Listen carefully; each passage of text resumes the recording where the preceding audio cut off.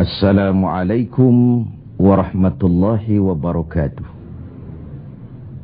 Alhamdulillahi rabbil alamin.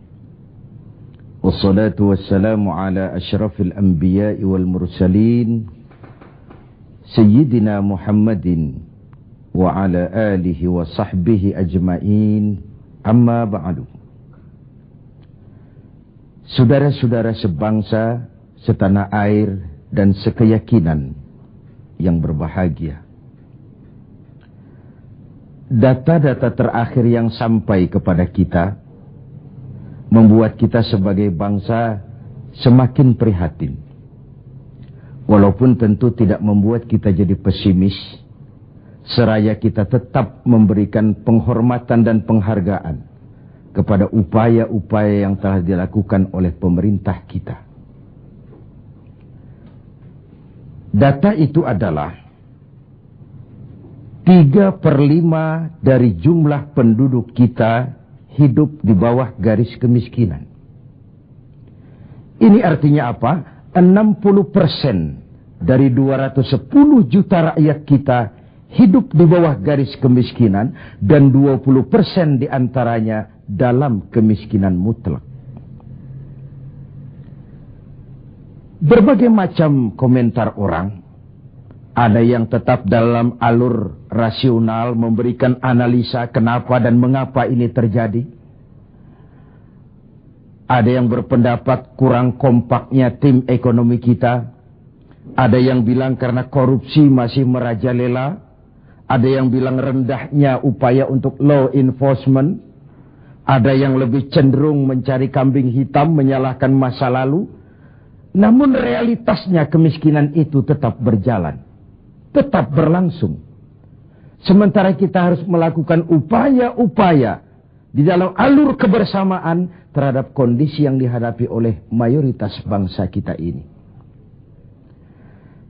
Pada jumpa ini saya ingin menyampaikan sebuah hadis yang diriwayatkan oleh Imam Al-Hakim. Rasulullah sallallahu alaihi wasallam bersabda, "Arba'un man kunna fihi nasyarallahu rahmatuh wa adkhalahu jannatuh." Ada 4 hal. Siapa saja yang mempunyai keempat hal ini, Allah akan pancarkan rahmat kepadanya. Allah akan pancarkan kasih sayang kepadanya dan dimasukkannya orang itu ke dalam surga. Mari kita lihat semoga kita termasuk salah satu saja dari 4 hal yang dibicarakan ini. Yang pertama, man awa miskinan. Orang yang memberikan perlindungan, memberikan tempat tinggal, menaungi orang-orang yang miskin. Allah melebihkan rizki sebagian kita dari yang lain, agar dalam hidup terjadi take and give. Karena bagaimanapun kita ini saling memerlukan. Tidak ada orang hebat yang bisa hidup sendirian. Betapa dan siapapun kita memerlukan yang lain. 60% rakyat kita hidup di bawah garis kemiskinan dan bukan mereka punya mau. Padahal subhanallah, kita diberikan negara yang begini kaya, hijau, ranau, subur, makmur. Bumi kita mengandung gas, batu bara, minyak, laut kita kaya, hutan kita kaya, negara kita kaya, dan penduduk kita miskin. What's wrong? Tapi pertanyaan ini bisa mengundang berbagai macam polemik. Oleh karena itu, saya ingin mengetuk hati kita semua. Allah akan memancarkan rahmatnya kepada orang-orang yang santun, berpihak kepada orang-orang miskin. Hukum sering tidak berpihak kepada kemiskinan. Kebenaran sering tidak berpihak kepada kemiskinan. Sehingga dengan demikian, tersudutlah dia di pojok-pojok kehidupan. Padahal ini masalah kita bersama. Sementara Rasul dengan tegas memperingatkan, Wallahu fi aunil abdi, madamal abdu fi auni akhi. Allah akan selalu menolong seorang hamba selama hamba itu masih mau menolong saudaranya. Jikalau kita sudah tidak punya kepedulian kepada saudara-saudara kita yang hidup di bawah garis kemiskinan, Jikalau kita biarkan mereka meratap dalam keputusasaan, jangan heran Allah juga tidak akan pernah peduli dengan kita. Sementara kemalangan apa yang lebih besar dalam hidup ini kalau Allah sudah tidak mau peduli dengan kita lagi. Rumah-rumah singgah tetap diperlukan. Pemandangan sehari-hari kita lihat anak-anak kita dalam usia sekolah terpaksa harus berjemur panas terik, terguyur hujan, tidur di tepi-tepi jalan oleh karena tekanan kehidupan, oleh karena sulitnya lapangan pekerjaan, oleh karena kemiskinan-kemiskinan yang dialami. Dan itu semua menjadi tanggung jawab kita untuk berbagi dalam kondisi yang seperti ini. Saudara-saudara sebangsa, setanah air, dan seiman yang tercinta. Dengan semangat ini, boleh jadi baju di rumah kita sudah tidak ada artinya. Tetapi ketika kita berikan kepada mereka, akan jadi besar artinya buat mereka. Sementara di rumah kita sendiri, kita sudah hampir lupa ada baju itu. Tidak tersentuh sama sekali. Beratkah kita memberikan sesuatu yang di tangan kita sudah tidak begitu berarti? Sementara akan jadi pengarti yang paling besar bagi orang lain. Satu sisi ada orang sakit perut karena kekenyangan. Sisi lain orang merintih karena kelaparan. Tidak bisakah kita menyisihkan sebagian saja supaya kita tidak berlebihan dan tetap sehat. Sementara yang lain juga tetap tidak merintih kelaparan karena kekurangan makan. Kemiskinan merupakan musuh kita yang paling utama. Dan biang keladinya adalah belum stabilnya perekonomian kita. Penyebabnya bisa bermacam-macam. Karena kurang kompaknya tim ekonomi kita, iya. Karena warisan hutang, iya juga. Baik hutang pemerintah maupun hutang swasta.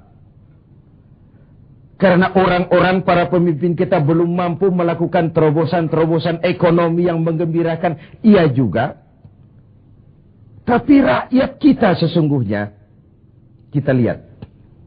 Di lintasan pintu kereta, itu kadang-kadang penjaga pintu juga, kereta masih di mana-mana, pintu sudah ditutup. Panjang sekali antrian itu. Truk, bus, sopir-sopir keringetan. Setengah jam nunggu kereta mau lewat. Ketika lewat keretanya memang 11 gerbong, panjang sekali. Si sopir truk, si sopir bus, si kenek yang kekeringatan itu, pantas saja lama kita menunggu sampai keringetan. Keretanya yang lewat panjang betul. Ada kepuasan batin. Sebaliknya bayangkan, sudah setengah jam nunggu, keringetan, kepanasan, haus, mencekik leher. Antrian mobil panjang di lintasan pintu kereta. Begitu lewat, yang lewat ini cuma lokomotif. Nyumpah-nyumpah kenek-kenek sopir sialan. Dikira apa setengah jam kita nunggu cuma begitu yang mau lewat. Ini artinya apa? Secara psikologis, rakyat kita ini mau menunggu. Rakyat kita ini mau berkorban. Rakyat kita ini mau memberikan apa yang mereka bisa. Untuk sesuatu yang besar. Untuk sesuatu yang monumental. Untuk sesuatu yang bisa merubah keadaan mereka. Jangan biarkan rakyat kita menunggu dengan kecewa. Karena begitu lama menunggu yang lewat cuma lokomotif. Cuma kepala kereta yang lewat. Mereka merasa penantian setengah jam sia-sia. Pengorbanan peras keringat. Haus mencekik leher. Jadi konyol ketika yang lewat cuma sebuah lokomotif. Begitulah. Kadang kita masih terkontaminasi oleh pola lama. Sebagian dari pemimpin kita masih memandang bahwa jabatan itu fasilitas dan kekuasaan. Lebih celaka lagi bahwa jabatan adalah jalan pintas untuk menuju kaya. Merasa giliran. Kemarin kan giliran kamu, sekarang giliran saya. Sepanjang jabatan masih dianggap sebagai fasilitas dan kekuasaan. Apalagi jalan pintas untuk menuju kaya, itu rampok. Negara sedang sakit. Ini musim kerja bakti. Pesta sudah selesai. Ini saatnya kita cuci piring. kita, dalam artian seluruh komponen bangsa, ya birokratnya, ya teknokratnya, ya ekonomnya, ya agamawannya, ya politisinya, semua kita. Ini merupakan tanggung jawab kita secara bersama-sama. Man awa miskinan. Orang yang santun kepada orang-orang yang miskin. Memberikan tempat bernaung, tempat tinggal. Mendidik, memberikan kesempatan pendidikan kepada anak-anak mereka. Sehingga anak-anak itu, yang juga anak-anak kita, punya hak menatap hari esok dengan pasti. Punya hak menggantungkan harapan dan cita-cita. Seperti juga anak-anak lain punya harapan dan punya cita-cita. Marilah kita semua menyadari, hidup ini sebuah putaran menunggu giliran. Dan jabatan adalah amanah. Sementara menyia-nyiakan amanah adalah khianat. Lebih jauh dari itu, agama mengajarkan apapun yang kita miliki dalam hidup ini sebuah titipan. Harta, titipan. Jabatan, titipan. Ilmu pengetahuan, titipan.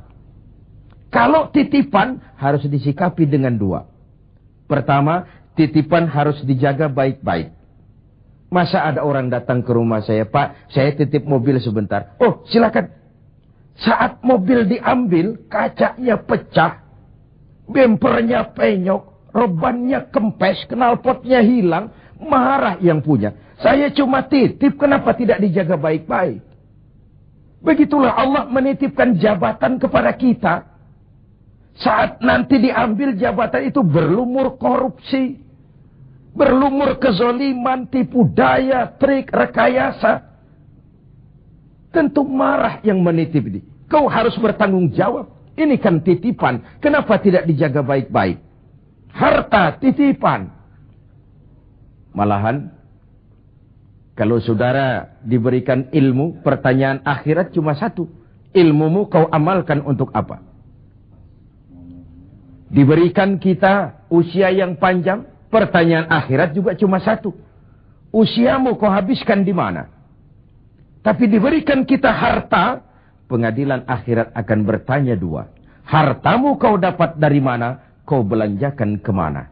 Depan dan belakangnya ditanya, dari mana dan kemananya. Itu sebabnya Rasulullah berpesan, hasibu anfusakum qabla an tuhasabu.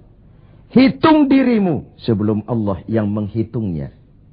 Dengan bahasa sekarang, kalau malam-malam ada baiknya kita putar film hidup kita ini. Sejak akil balik sampai sekarang, lihat adegan-adegan yang pernah kita lakukan.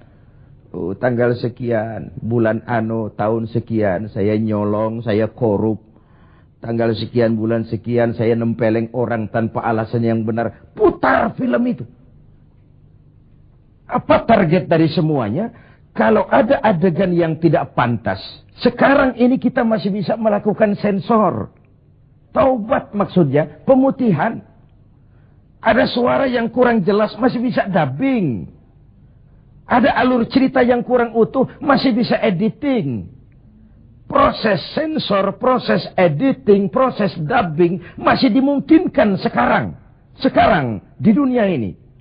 Kalau nanti di padang mahsyar Allah yang memutar film kehidupan kita, tidak akan ada waktu lagi untuk sensor, dubbing, editing, yang ada tinggal pertanggungan jawab. Dan hari itu seperti sering kita baca dalam surah Yasin, al-yawma nakhtimu ala afwahihim wa tukallimuna aydihim wa tashhadu arjuluhum bima kanu yaksibun. Mulut mereka kami gembok, tangan mereka akan laporan, dan kaki mereka akan memberikan kesaksian terhadap apa saja yang telah mereka lakukan. Jabatan adalah titipan. Dia harus dijaga baik-baik. Yang kedua, kalau titipan tidak boleh membuat orang arogan, sombong. Dititipi, sekadar dititipi kok sombong. Apa alasannya?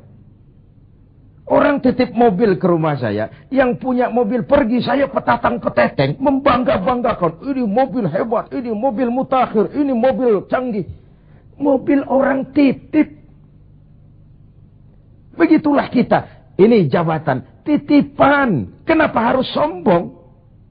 Ini harta, titipan. Kenapa mesti sombong? Ini ilmu pengetahuan, titipan. Kenapa harus sombong? Titipan tidak perlu membuat kita jadi arogan. Bahkan kalau dia jabatan itu top, kata orang Belanda, legend is louden. Memimpin adalah jalan menderita. Pemimpin adalah orang yang kesepian. Di dunia diikat dengan berbagai macam aturan, di akhirat akan dibuka perkaranya yang besar-besar.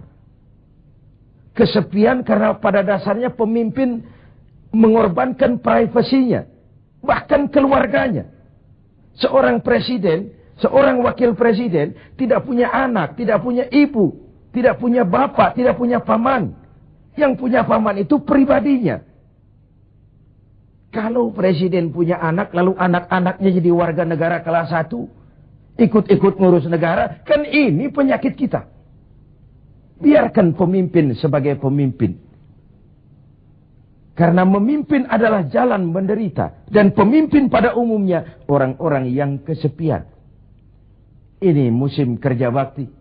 Hanya dengan semangat kebersamaan. Ke atas saya mengingatkan. Ke bawah saya mengimbau.